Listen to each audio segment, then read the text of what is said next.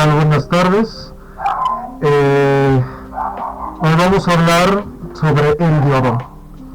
El diodo semiconductor, y específicamente vamos a hablar de cómo es que se forman en todas las fotografías que vemos en esta imagen. Nos damos cuenta que este diodo, aunque es un dispositivo electrónico muy básico, cuenta con diferentes aplicaciones. Por ejemplo, podemos hacer referencia a la imagen que tenemos abajo, que se observan los LEDs, y en el lado izquierdo podemos ver a las celdas fotovoltaicas. ¿Qué podemos mencionar del diodo antes de comenzar? Bueno, pues está compuesto por dos capas de semiconductor, una de tipo P y una de tipo N. Y usualmente son del mismo material ambas capas, es decir, por ejemplo, silicio. También es importante mencionar que es el dispositivo electrónico semiconductor más básico que pues cuenta con solamente dos capas, a diferencia que otros componentes como los transistores o como los tiristores. Vamos a estudiar un diodo y por eso vamos a ver qué es a lo que se pasa antes de que se forme. En la imagen de acá de la derecha tenemos bloques en un semiconductor, uno de tipo P y otro de tipo N. Vamos a enfocarnos en el de tipo N. Como vemos la notación, las líneas horizontales nos representan a los electrones y los signos de más nos representan los huecos que existen. Podemos ver que cada capa está compuesta por ambas cargas, es decir, de huecos y electrones. Sin embargo, podemos ver que el número de huecos en este bloque semiconductor es mayor al número de electrones. Y ahora vamos a la contraparte, que es el bloque del semiconductor tipo N. Nuevamente se encuentran ambos tipos de carga. Sin embargo, ahora el número de electrones, que es mucho mayor que el número de huecos. ¿Qué es lo que pasa con estas dos cargas o estos dos bloques? Llegan a unirse. Se da un proceso de transferencia de carga, es decir, electrones que atraviesan hacia abajo del tipo P y huecos del tipo P, donde son mayoría, atraviesan al lado N, donde vamos a ser más específicos. Cuanto estos electrones en la región cercana a donde se forman esta unión, estos dos bloques se pasan o atraviesan acelerando. Del tipo P desequilibra, lo que se conoce como la neutralidad de carga, es decir, que en el momento que este electrón, como por ejemplo que está débilmente ligado al átomo, atraviesa la carga de tipo P, automáticamente desbalancea esa neutralidad que tiene el átomo, y como sabemos, al hacer eso se va a provocar esta zona cercana a la unión, una carga positiva y una carga como ustedes ven en la notación de acá abajo, que es un ion positivo, es decir, es un átomo que ha perdido una carga negativa, aun cuando este tenía un enlace muy débil hacia el mismo. Bueno, como ya lo hemos dicho, este proceso no solamente se da para una carga, sino se da para millones de cargas del semiconductor de manera similar. Cuando los huecos están en el bloque P o en la capa P, atraviesan a lo que el tipo N desbalancean esa neutralidad de carga, y ahora entonces los átomos que inicialmente eran neutros adquieren una carga negativa por la pérdida de huecos, de tal forma que esta región en donde se empiezan a acumular cargas positivas y negativas conforme a la imagen forman una barrera o una muralla que evita que el proceso de transferencia de electrones del bloque del tipo P al tipo N se dé, y que el tipo N sino al tipo P también. Esta muralla es la que al final va a permitir el transporte de carga a través de esa muralla que se forman por esta región, que es lo que se conozca por una unión de tipo PN, y también se le conoce como las regiones de cargas espacial, o también se le conoce como la región de agotamiento, porque es en esta región en donde se agotan los portadores de carga móvil. ¿Cuáles son los portadores de carga móvil? Los electrones en el lado N y los huecos en el lado P. Hagamos una pregunta. ¿Cómo es que se hace funcionar un diodo una vez que ya se han formado? Pues la palabra es la polarización. Si nosotros definimos este concepto a nivel general, podemos decir que la polarización es el establecimiento de las condiciones eléctricas para poder hacer que un dispositivo o un sistema electrónico trabaje de la forma en como se espera.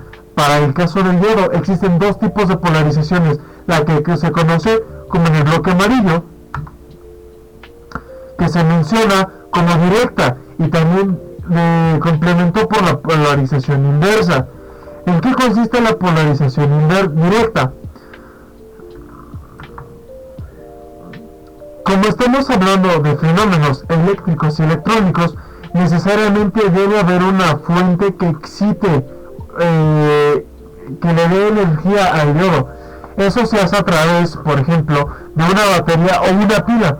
En este circuito básico que mostramos en la imagen se puede observar que en la presencia de una fuente, la presencia de un diodo semiconductor, y también la presencia de un resistor de carga. Como recordemos, en el lado N, cercano a la unión, tenemos una concentración de cargas fijas que son átomos, y que esa carga es el signo positivo del lado de la región P. Cercano a la unión, tenemos una acumulación de cargas negativas, cargas fijas con el signo menos. ¿Cómo es que se puede entender la polarización directa? Vemos acá en la parte superior derecha, en el texto dice que la terminal positiva de una fuente debe de conectarse al lado P para que se pueda tener una polarización directa. ¿Qué es lo que pasa con el efecto que se logra en ese dispositivo? Es decir, en el diodo, una vez que se ha polarizado de esa manera, si lo podemos observar, la región de la unión que hemos dicho que es la región de carga espacial, se observa que se forma un campo eléctrico debido a las cargas que se han acumulado, de tal manera que ese campo eléctrico podemos ver que está en sentido contrario a lo que se muestra en la fuente de polarización. El efecto neto, de acuerdo a la polaridad que tenemos en esta imagen, es que esa muralla o esa barrera que aparece en la unión del diodo semiconductor se va a reproducir cada vez que aumenta el voltaje. ¿Y eso qué va a provocar? Que tanto los conductores en la región N o en el bloque N, como en los puertos de la región P o del bloque que pueden atravesar de manera más simple de un lado a otro, y en eso, ¿en qué se va a reflejar? En el incremento de la corriente eléctrica. En esta función es fundamental y es muy útil para todas las aplicaciones que tiene un diodo. ¿Qué pasa en la polarización inversa? Ahora, si se dan cuenta, la terminal positiva de la fuente está conectada a la capa o al bloque en el semiconductor, y la terminal negativa ahora está conectada a la capa o al bloque P del semiconductor. Recordemos que esta polaridad que tenemos en la concentración de cargas en la región de la unión, que sigue manteniendo de inicio, tenemos iones positivos en el lado del semiconductor y iones negativos en el lado del semiconductor, que en este caso es un dispositivo. Cuando ahora se tiene esta polaridad y se aplica directamente al dispositivo bajo el primer circuito que hemos mostrado, el efecto neto ahora es que esta región de agotamiento, esta región de carga espacial, se va a ensanchar. Pero ¿por qué razón ahora esta terminal positiva está en el extremo, en la capa del semiconductor? Va a arrastrar o va a hacer que los electrones que estaban cercanos a esa unión, que no son parte del agotamiento, los conecte. Este acto eléctrico, por el potencial positivo que tienen abajo, es la regla de atracción y de repulsión de las cargas, de tal manera que lo provoca. Esta fuente de voltaje es ahora lo de los electrones que estaban cercanos a la región, y eso provoca que la unión, y particularmente de la región de agotamiento, la región de carga espacial se ensanche, se haga más grande. ¿Cuál es el problema con esto? Ahora, la muralla que se ven los electrones para usar del lado N y del lado P, y los huecos para pasar al lado P y al lado N, se hacen más grandes y se dificulta el flujo de la corriente. Y uno pudiera pensar, ¿eso será importante? Sí, porque se van a ver aplicaciones del diodo. como este complemento en la operación. En referencia a la población directa, permite obtener funciones como la rectificación de señales. Si hay que tener cuidado que esta región de agotamiento se puede ir ensanchando cada vez más, y el voltaje de polarización se incrementa de tal manera que cuando esa región se hace tan ancha, es decir, pues hay muchos ya iones, podemos ver en el lado N muchos iones negativos en el lado P, de tal manera que se acerca a los contactos eléctricos. En ese momento se provoca un fenómeno conocido como avalancha, lo que en resumen termina pues degenerando el dispositivo, y como pues en resumen el efecto es que la barrera o la muralla, el portador de carga, pues tiene que atravesar y se tiene que hacer más grande.